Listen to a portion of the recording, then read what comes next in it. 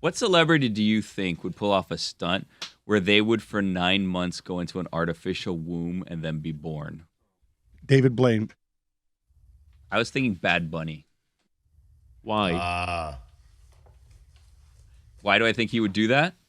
But wouldn't someone have to be small enough to where them being No, born... it'd be like a human size, like an adult size womb. It wouldn't. Yeah. Man, if you would have given me a million guesses of where you were going when you said I have a question, I would have never landed there. Yeah. See, this. What made you think about this? Oh, I don't know. I was at we were at a kid's birthday party. Over Where it all the goes down. weekend. As we Yeah. discussed. Yeah. And somehow, the topic of Bad Bunny came up, and it was like people were saying, I think Bad Bunny would be my friend in real life. And I'm like, I don't think so. I think you're a lot for Bad Bunny to handle, which is like saying something because Bad Bunny, you see, is, seems like he could deal with a lot. And then, my brain just started working. I had to go. I had to order tiles because the tile place closed at 2 in my house. And it was just one thing after another. And then I was like, you know what? If there was an adult that would enter like an adult womb, it'd probably be Bad Bunny and play it out for 9 months. Did that connect the dots? We've played that game before about like people in celebrity we think we'd be friends with. Didn't you say Riri at one point? Yeah, but she wouldn't. Yeah. Yeah.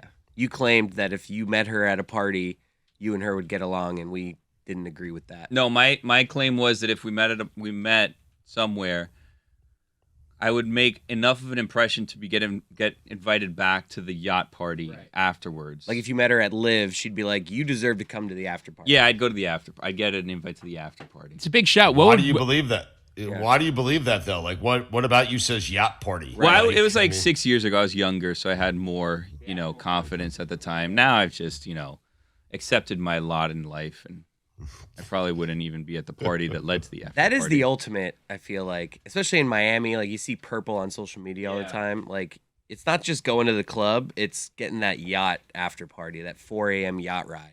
Well, I feel like there's a certain amount of, in order to be a celebrity friend, you have to have a certain amount of like, I'm not too impressed, not all over you, but enough to make an impression. I don't need to come with you, but I'd like to. What if I just treated you like a person? Like, what if I just walked up to Riri and asked her about her kid? Yeah.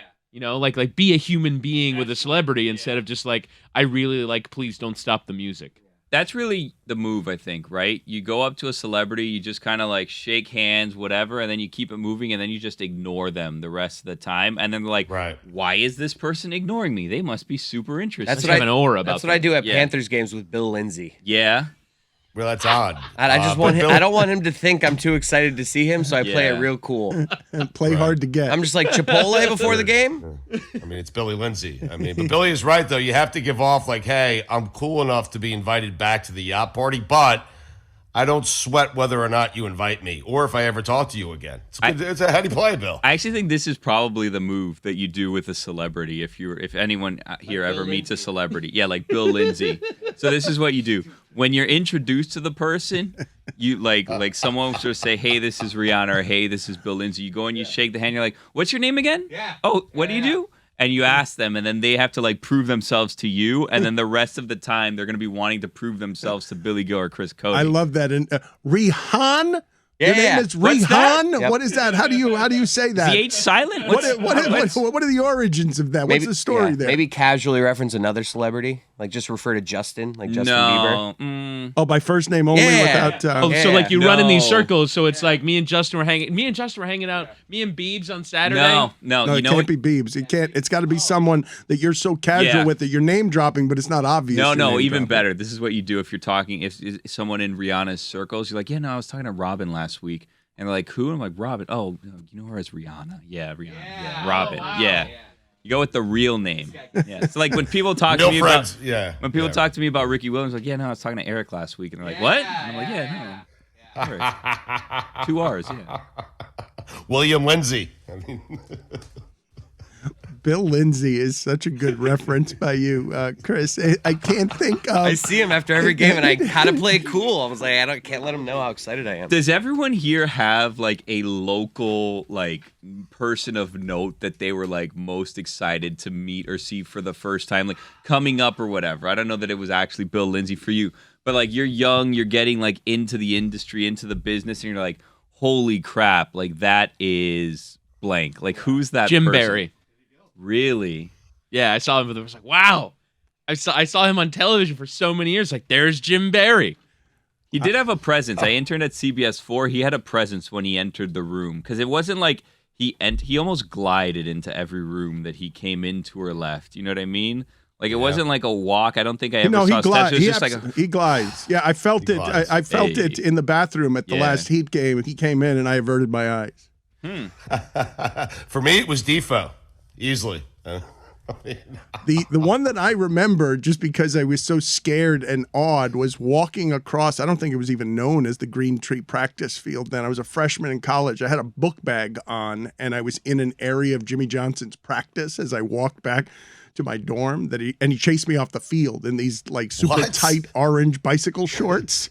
Right, because they hadn't awed and scared and mortified. They hadn't designed the practice field to be closed to the public yet, right? Now, the only way you can basically get a look at practice, well, now they have an indoor facility, so now you can't look at it. But when they used to have outdoor only, you can kind of go to the top floor of the parking garage that's right by and have a look at practice. But they also have someone from football ops stand on the top floor of the parking garage to make sure that no one is around. Every once in a while, I'd park up there and see if I can sneak a peek of football practice. But football ops guy all over it. I love the idea of a security guy there to make sure you don't steal the secrets on how to finish fourth in the ACC. I mean, have they ever heard of drones? You can just get a drone and fly it over their practice. What are they going to do? This was in 2010. The drone technology had not yet come to the fore.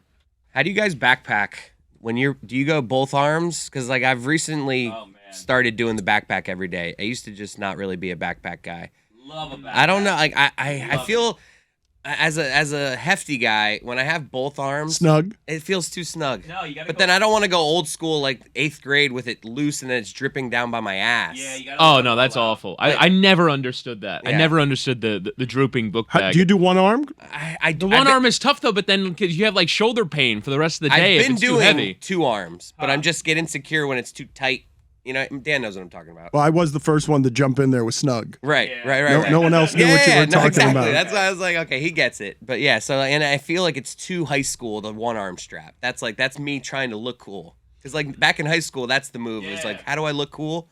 One strap with the backpack. So I'm feeling vulnerable right now. I don't How do you guys think do any of us can look cool. You guys, I thought of this when I thought of trying to look cool around a celebrity and trying to be cool. I don't think any of us can pull that off. Dan, I just want to go back to practice for a second. Like they're on the tackling sled, and you just go walking right in the middle of it with a backpack on. I was on the fringes. There? No, I wasn't diagonally walking through the tackling. Stugotz. I didn't get my knees taken out from under me by Maurice Crum. No, I was just on the fringes.